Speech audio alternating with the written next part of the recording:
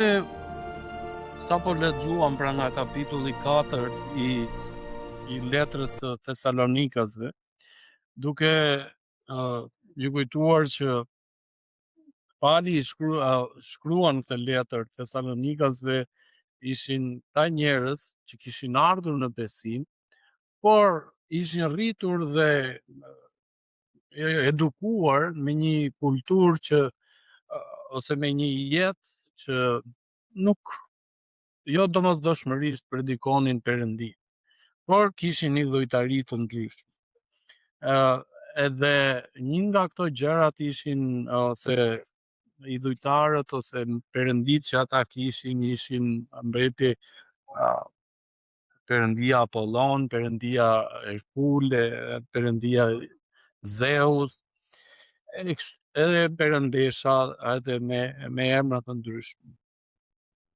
Por Pali, ndërsa jo vetëm që ka shkruar këtë letër me faktin që ka njerëz që nuk duan të mirën e ungjillit, nuk duan që njerëzit që besimtarët në Selanik të mund të praktikonin fjalën e Perëndisë, ta jetonin fjalën e Perëndisë, dëshironin vetëm të keqe. Pali shkruan këtë letër duke i kujtuar Thesalonikasve se çfarë ishte Perëndia dhe çfarë kishte bërë Perëndia për njerëzit, për besimtarët. Dhe vin pikërisht te kapitulli 4 dhe Pali po tregon, po i kujton atyre. Shikoni vëllezër, thotë ju erdhët në një kohë kur ose erdhët në besim në një kulturë të tillë që juve nuk kishit Perëndi, nuk besonit tek Perëndia i vërtet, dhe perëndit juaja janë thjesht idhujtari. Pali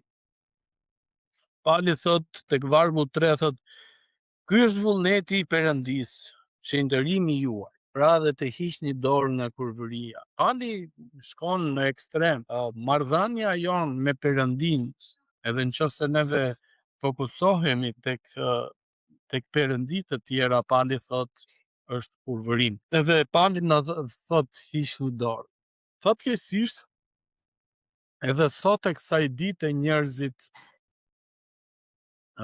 adhurojnë perëndi të ndryshme. Për shembull, tani në kohën e verës, të gjithë adhurojnë diellin sesa perëndin. Shumë njerëz, jo vetëm këtu, por edhe në kisha të tjera, të zgjedhin që të kenë një kohë jashtë, larg kishës. Dhe Pali thot hiqni dorë nga këto tilla gjëra. Shpesh gjithsecili prej nesh ka veten në kontroll, e ka kohën në kontroll, e menaxhon vetë, zgjedh vetë se çfarë duhet të bëjë. Ndaj Perëndia na kujton pikërisht për këtë gjë, duke na dhënë mundësinë që ne të kemi kohën me Zot. Pali vazhdon edhe thot, duke kujtuar për ditëshmërinë e gjithsecilit prej nesh, edhe besimtarëve në atë kohë, dhe thot, askush mos ka përcjellë të bëj keq me lakmi në këtë punë, vëllai të vet, sepse Zoti është akmarrës për gjitha, sikur se u tham dhe u dëshmuam edhe më parë. Pra dhe në marrëdhënie me njëri tjetrin mos e shikoni me xhelozi, me keqdashje, mos lakmoni njëri tjetrin. Vazhdon thotë tek vargu 7, sepse Perëndia nuk na thirrri në papastërti, por në shenjtërim. Prandaj që hedh poshtë këto gjëra, nuk hedh poshtë një njeri, por Perëndin që na dha edhe frymën e tij të shenjtë. Ne shpeshherë mendojmë me idenë që kemi kohë.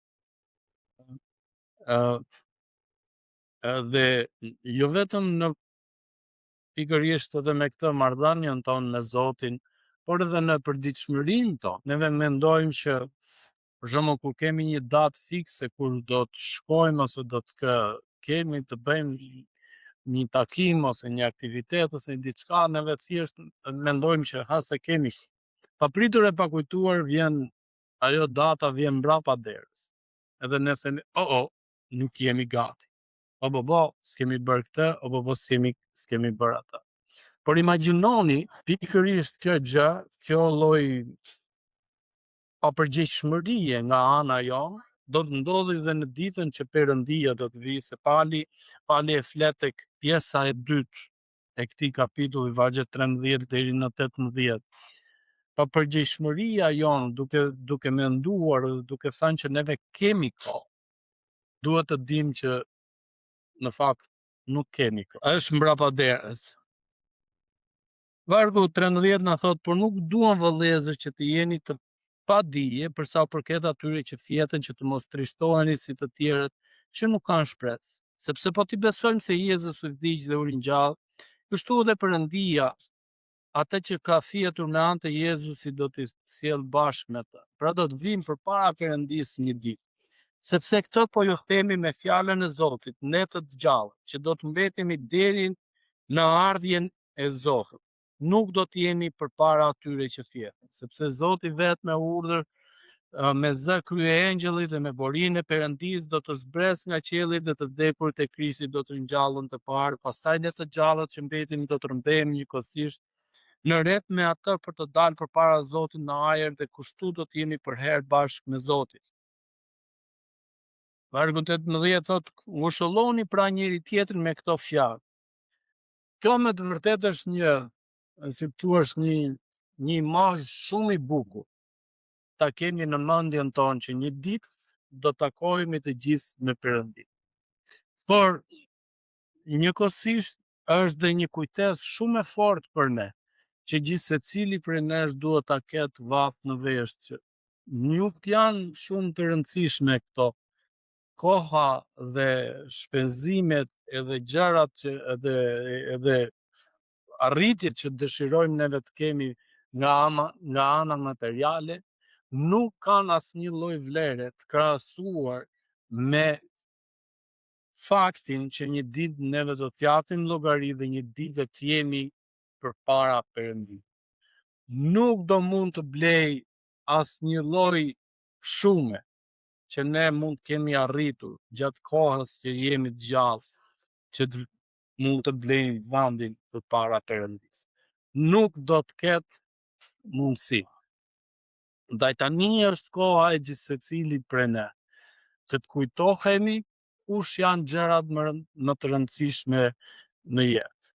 Kujt duhet t'i japim vëmendje më shumë.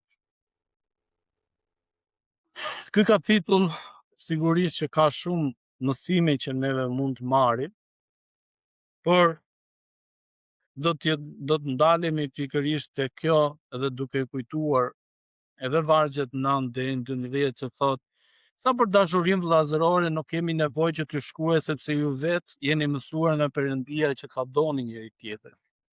Të doni njëri tjetrin, sepse ju e bëni këtë ndaj gjithë vëllezërve. Por ne ju bëjmë thirrje, vargu 10, vëllezër që të teproni më shumë, pjesa e fundit e vargut 10, të teproni, të vazhdoni akoma më shumë. Neve duke menduar që japim dhe sakrifikojmë, por Perëndia na kujton që duhet akoma më shumë.